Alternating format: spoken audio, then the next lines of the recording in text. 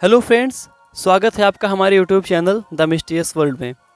Friends, मनुष्य का शरीर पंचभूतों यानी अग्नि, वायु, जल, पृथ्वी और आकाश से मिलकर बना है। इन पंचतत्वों को विज्ञान भी मानता है। वायु को छोड़कर सभी चार तत्व दिखाई देते हैं। एक बहुत बड़े प्रलय के बाद दोबारा जीवन की उत्पत्ति कैसे हुई और मानव जीवन का विकास कैसे हुआ, आज हम इसी के बारे में बात करने वाले हैं। इससे पहले भी पृथ्वी पर जीवन की उत्पत्ति और विकास हो चुका था।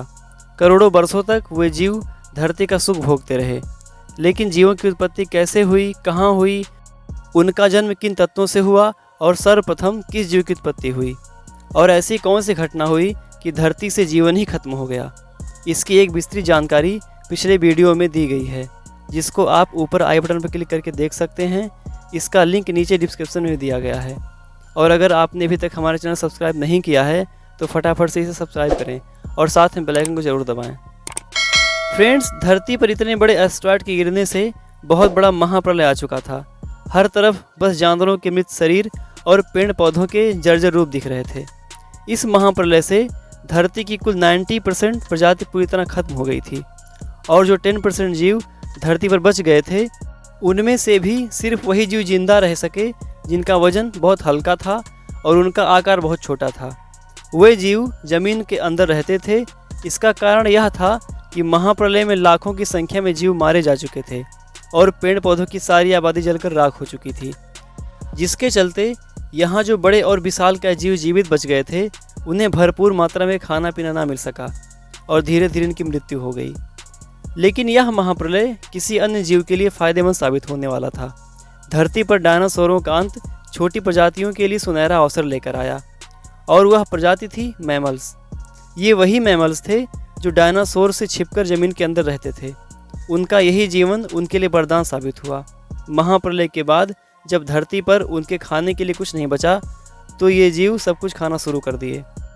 डायनासोरों और बड़े बड़े जानवरों के मृत शरीर के मांस को खाकर यह खुद को समय के साथ बदलना शुरू कर दिए।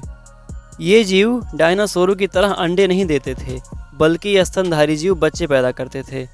दिखने में ये चूहे के जैसे थे, लेकिन इनका दिमाग चूहों से कहीं ज़्यादा बेहतर था। महाप्रलय के गुजरने के बाद धरती धीरे धीरे सामान्य हो रही थी। धरती पर फिर से जीव जंतुओं का विकास होना शुरू हो गया था। नए नए पौधों का जन्म होने लगा, और इस प्रक्रिया में बहुत सारी नई प्रजातियां जन्म लेने लगीं। लगभग 5.5 करोड़ साल पहले चूहे की तरह दिखने वाले इन मैमल्स में धीरे धीरे बदलाव होने लगा था। इनका आकार भी बढ़ने लगा था। धीरे धीरे ये विकसित होकर बंदरों के जैसे दिखने लगे और ज़मीन से निकलकर अभी अपना भोजन पेड़ पौधों और अन्य छोटे जीव जंतुओं से बनाने लगे। इनका लगातार विकास हो रहा था, और धरती के वातावरण में लगातार बदलाव भी हो रहे थे, जिसकी वजह से धरती के टेक्टोनिक प्लेट में हलचल हुई, जो धरती के 2 बड़े महाद्वीपों को एक दूसरे के पास ले गई। ये वही भूभाग थे जहां आज हम रहते हैं, और ये था हमारा इंडिया, जो एशिया महाद्वीप की ओर तेज़ी से बढ़ रहा था। और जब इसकी टक्कर एशिया महाद्वीप से हुई, तब निर्माण होने लगा विशाल पर्वतमालाओं का, जिसे आज हम हिमालय के नाम से जानते हैं। इसकी सबसे ऊंची चोटी माउंट एवरेस्ट है, जो वर्तमान में नेपाल में स्थित है। ये पर्वत श्रृंखलाएँ इतनी ऊंची थी कि इनकी वजह से मौसम में भारी बदलाव आए। अपनी ऊंचाई के कारण ये मानसूनों को रोकने लगी, जिससे बारिश में बढ़ोतरी हुई, और इस प्रक्रिया में धरती का तापमान और कम हुआ। इन पर्वतमालाओं पर बारिश वाला पानी जमकर बर्फ़ के रूप में परिवर्तित हो गया, और इन पर्वतों पर तापमान और भी कम होने लगा, जिसकी वजह से यहाँ बारिश का पानी बर्फ़ के रूप में गिरने लगा, और यही बर्फ़ आगे चलकर कई बड़ी नदियों का निर्माण करने लगे, और जीवन की गति में और रफ्तार आ गई। नदियों के निर्माण से घास के मैदान में बढ़ोतरी हुई, और अब जीव जंतु खुले मैदानों में भी आ गए और इन्हीं घासों को खाकर अपना विकास करने लगे। लगभग 1 करोड़ साल पहले हमारी पृथ्वी पूरी तरह तैयार हो गई, और इसका वातावरण लगभग आज के वातावरण के जैसा बन गया था। लेकिन मानव जीवन की उत्पत्ति के लिए और भी वक्त और बदलाव होना बाकी था। परिस्थितियाँ फिर से बदली।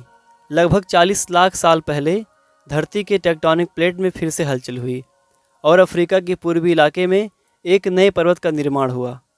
इस पर्वत के निर्माण से यहाँ के हरे भरे जंगलों में आने वाली मौसमी हवा का मानसून भी पूरी तरह से बंद हो गया, जिससे यहाँ बारिश होनी बंद हो गई। और इन्हीं जंगलों में रहा करते थे द ग्रेट एप्स, और यही थे हमारे पूर्वज। मानव जीवन की शुरुआत इसी ग्रेट ऐप से हुई। यह पेड़ों पर रहते थे और फल खाते थे। ये दिखने में चिंपैंजी से थोड़ा बहुत मिलते जुलते थे। इनका शरीर भी थोड़ा भारी था, जिससे यह उछल कूद कम करते थे और ये अपने दोनों पैरों पर खड़े हो सकते थे। बारिश के अभाव में ये जंगल छोड़कर बाहर आने को मजबूर हो गए। बारिश न होने से जंगल सूख चुके थे, जिससे इनके खाने पर भी समस्या आने लगी। इसलिए अब ये खुले मैदानों में निकल पड़े। इस क्रम में धीरे धीरे वे चिंपैंजी और गोरिल्ला जैसे रूप में विकसित हुए। वक्त के साथ साथ इनका और विकास हुआ। कई हजार सालों के विकास के बाद ये दो पैरों पर चलने लगे। इससे ऊर्जा कम खत्म होती थी और ये चलते चलते भी कई काम कर सकते थे। इनका दिमाग एक संतरे की जितना बड़ा था और इनकी लंबाई 4 फीट तक थी। वक्त के साथ हमारे पूर्वज धीरे धीरे विकसित होने लगे और ये हमारे वंश के पहले सीधे चलने वाले जीव थे। लगभग 23 लाख साल पहले ये और विकसित हुए और इनका दिमाग भी काफ़ी बड़ा हो गया था और ये थे होमो हैबिलिस। अब ये पत्थर को हथियार के रूप में प्रयोग करते थे और इन्हीं पत्थरों से वह कई और तरह के हथियार बना लिए थे, जिससे वे जानवरों का शिकार करते थे। धीरे धीरे और विकास हुआ। अब ये जानवरों से ज़्यादा समझदार थे। इन्होंने सबसे पहले पत्थरों से आग जलाना सीखा था। इस जीव को हम होमो इरेक्टस के नाम से जानते हैं। आग की खोज हमारे पूर्वजों के लिए बहुत बड़ी उपलब्धि थी। अब इन्होंने कच्चे मांस को पकाकर खाना शुरू कर दिया था।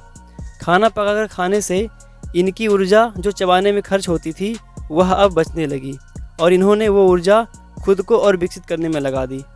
अब इनका दिमाग और भी बड़ा हो गया था। लगभग 2 लाख साल पहले ये आज के इंसान यानी होमो सैपियंस के रूप में विकसित हुए और इतने सालों के बीच अब हमारे पूर्वज बोलने भी लगे थे। ये मानव के बदलाव का आखिरी क्रम था। अब इंसान कुछ भी कर सकता है। हमारे पास सब कुछ है। हमारे जैसा पूरी धरती पर कोई और जीव नहीं है। विकास का क्रम इतना बदल गया है कि आज हम हर उस चीज़ के बारे में जानते हैं जो हमने कभी देखी भी नहीं। आज विज्ञान इतना आगे निकल गया है कि भविष्य में आने वाली चुनौतियों का ही पता चल जाता है। विज्ञान और मानव के विकास का क्रम अभी भी जारी है। तो फ्रेंड्स, हमारा यह वीडियो आपको कैसा लगा कमेंट्स बॉक्स में लिख के ज़रूर बताएं। अगर ये वीडियो पसंद आया हो तो लाइक करें और ऐसे ही नॉलेजेबल वीडियो देखने के लिए हमारे चैनल को सब्सक्राइब करें। साथ में बेल आइकन को ज़रूर दबाएं। मिलते हैं आपसे अगले वीडियो में एक नई और ज़बरदस्त जानकारी के साथ। तब तक के लिए नमस्कार।